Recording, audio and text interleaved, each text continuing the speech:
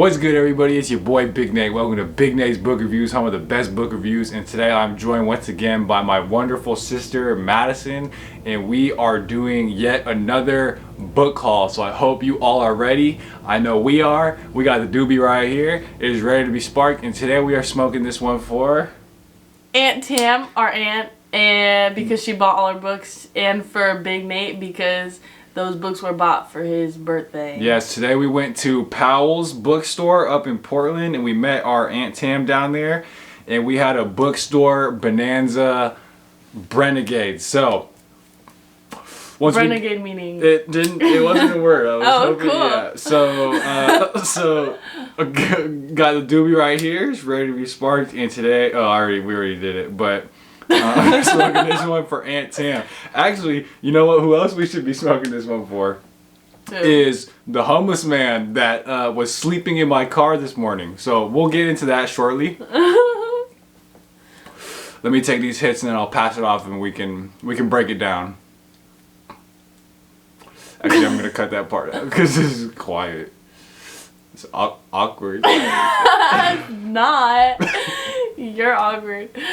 Let's see. So I've been here. Anyway, we're gonna be like fucking rude. Yeah. Fuck all that. But okay. So this morning we're running a little bit late. we're going to Powell's, and we're walking up to my car, just chit chatting. She's on the other side. I'm coming up on this side. And then I first noticed there's a little piece of like weird like insulation. Actually, it's like the shit that's like underneath carpets.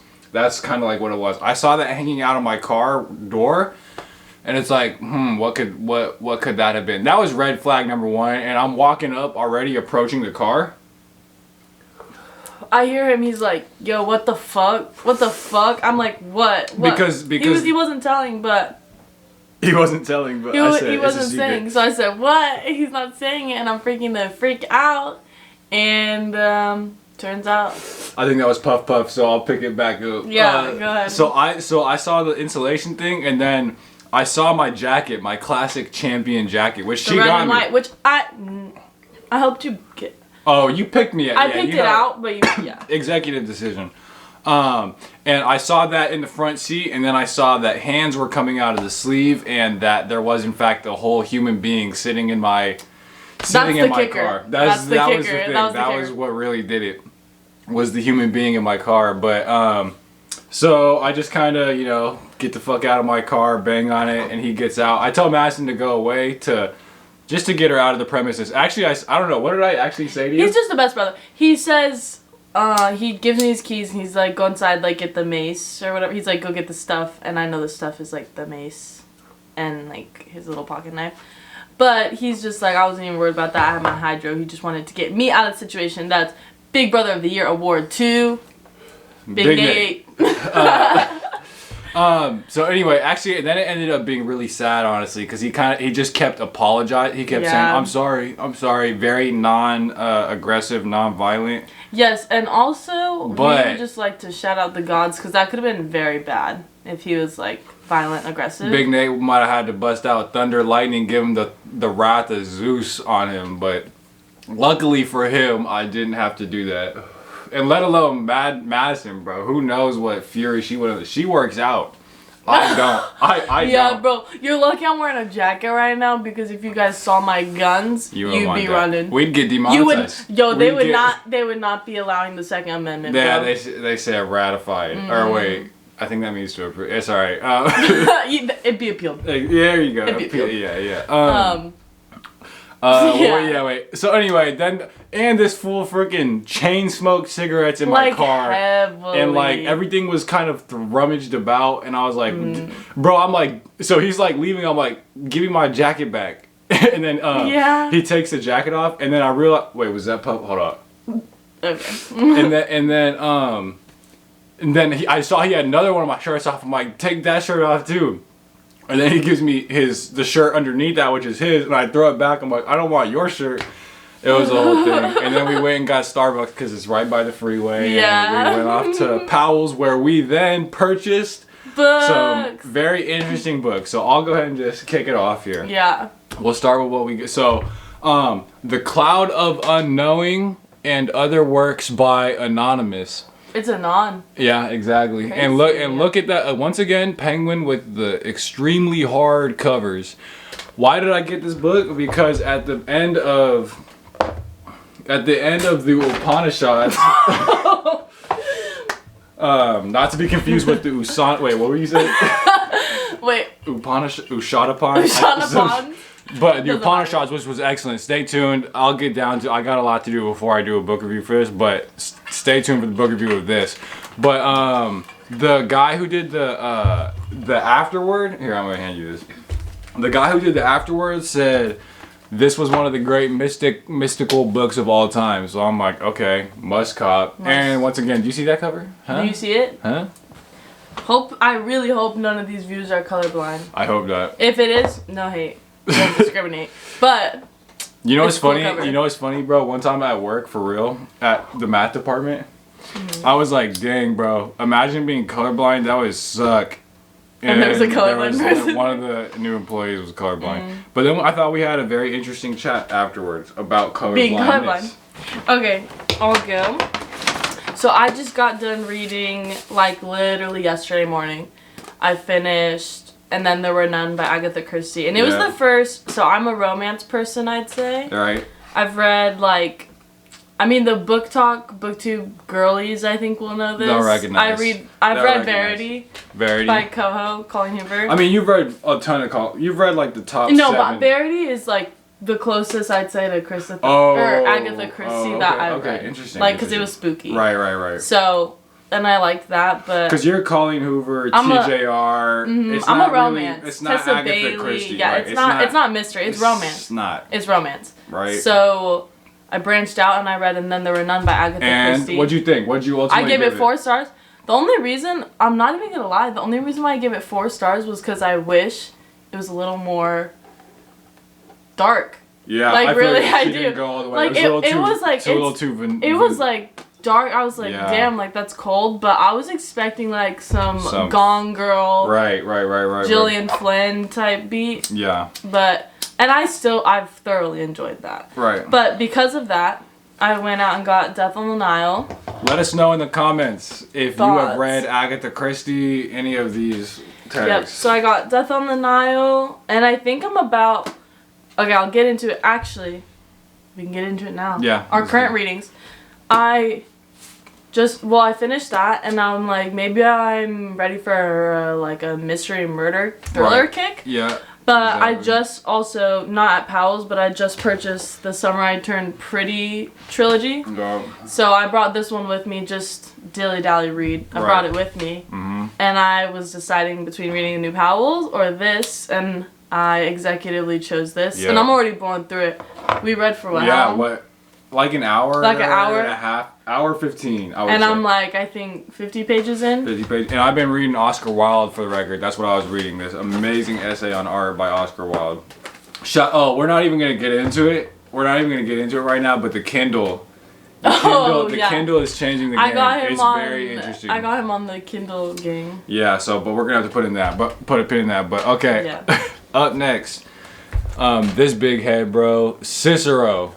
Selected works. Really, the main reason is I'm picking him is because Montaigne references him as like one of the greatest ever. Oh, that's on me, bro. I've been ball hogging. We'll just take turns. Absolutely. Whenever you're right. I thought that's kind of what we were doing. That's a good rule. Okay. Cicero, selected works. Montaigne loves Cicero, always quoting him. He also had the quote that he said, "Hard work is like calluses for the mind." Damn, that's deep. That's Cicero right there. That's Cicero. Facts. And he's a big rhetorician, politics, I think philosopher, I don't even know. But lawyer, philosopher, statesman, and defender of Rome's republic. Cicero is a master of eloquence, etc., etc. Okay, yeah, so that looks actually really fire. That's all I got. I don't really know much more about it. You don't have to say what you're reading right now. Or did you?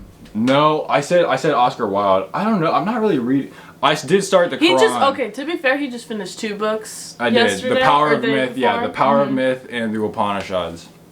You've been reading on the Kindle. I'm on a myth kick right now. I would say that's what I'm reading. I'd say we're still on the same wavelength for you. Yeah. All right, you're Next. Another Agatha Christie. Yeah. I got, which one? Murder on the Orient Express. I knew it was this one. Yeah. Murder on the Orient Express. I think all of her books are kind of like, you're somewhere, someone gets murdered, let's figure out who it was. A whodunit. That's that's a classic whodunit. Literally a whodunit. Okay. And Did you see Knives Out, bro?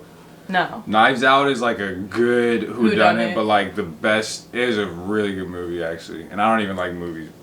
Yeah, but this one is just, they're on a train, and then I think dude, that's like a classic trope. That's like almost cliche now. All the people get trapped in a train. And that's because of her. She's the OG. She probably started it. I'm pretty sure she did, because she's classic. She's 19, what was it, 30? And then the Renan was like 1939. That's crazy.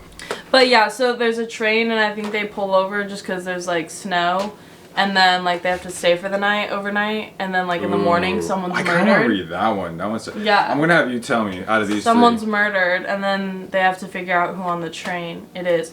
And the detective, Hercule Poirot, help me on how to pronounce that. Ain't that the truth? Because if you read Agatha, you know who I'm talking about. Exactly. He's the detective in, like, all of her the books. main... Main detective, yeah.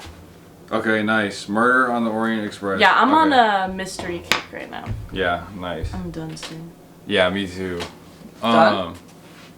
Okay, up next we got The Spirit in Man, Art and Literature by Carl Gustav Jung. Jung? Yeah, I know, but it's like with a J. Oh. Yeah, I know, it's crazy. It's German, maybe? I don't know, but I read an essay that he wrote on like the relation of art and poetry and like philosophy and psychology. I forget exactly, but it was a very good essay, and I know related to the myth stuff.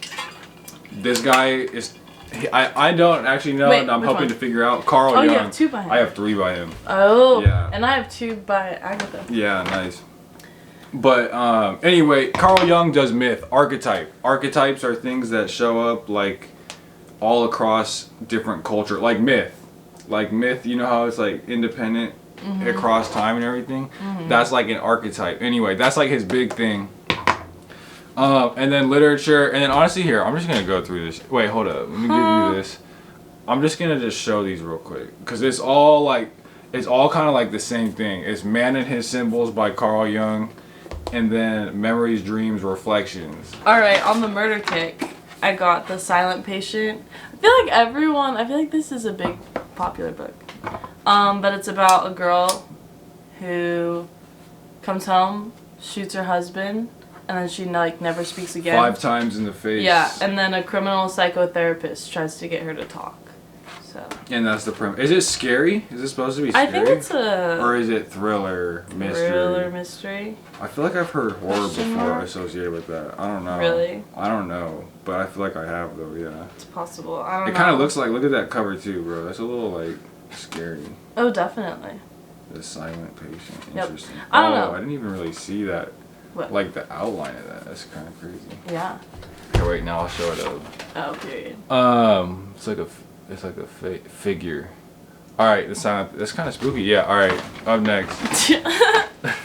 I got Daisy Jones and the Six because everyone and their mother of my friends are telling me to read it, and then they also just came out with the movie. I think it's a movie.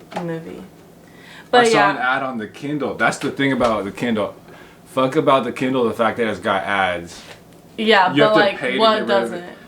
Yeah, but nah, dude. Instagram, on a device, dude, that's like... Be for real. It should become fresh. Like, just... Like, nah. Yeah, okay. It's doing too much. It's no, just doing too much. I don't disagree. And that's capitalism right there. They're trying to maximize profit. Squeeze it all out. I'm just saying. I don't disagree. Sport, you see, dude, on the Super Bowl, did you see, you know how ads, they do it like every 10 seconds? You know what I'm talking about? Like during like a timeout, like anytime they can fit an ad. Oh, okay. And they're showing an ad in the bottom. I'm just saying, bro. It's like, it's same thing. Same thing. We get. Daisy Jones and the Six. Yeah. I think she turns to a rock star. But dude, I saw that on the Kindle. Slay. Yeah. She said big slay. Big slay. And then I got All Your Perfects by Colleen Hoover. I feel like every time I go to a bookstore, I have to get a Miss Hoover. Right. Like, and That's this tradition. one, yeah. This is just like a then and now one. It goes back and forth. Like, they're in a marriage. Was perfect. Now it's not perfect. Are they gonna get it perfect? No way, that's crazy. Yeah. So, but it's All Your Perfects. Right. So are they really perfect? And what does the cover mean? I don't know. Don't tell me. Yeah. Don't tell me. I would say tell me what it means, but don't tell me. All the Colleen Hoover books have the covers mean something. are symbolic of something. Yeah, exactly. Yep, and that's a wrap. I think that's a wrap. Okay, the doobie is out. Okay, everybody. We're about to go watch White Collar. We're about to go. Shout out Neil. Shout out Peter. Let us know if you've seen White Collar in the comments. And without further ado, thank you for watching Big Nate's Book Reviews. Home of the best book reviews. Like, subscribe, turn on post notifications, and tell your friends. Exactly.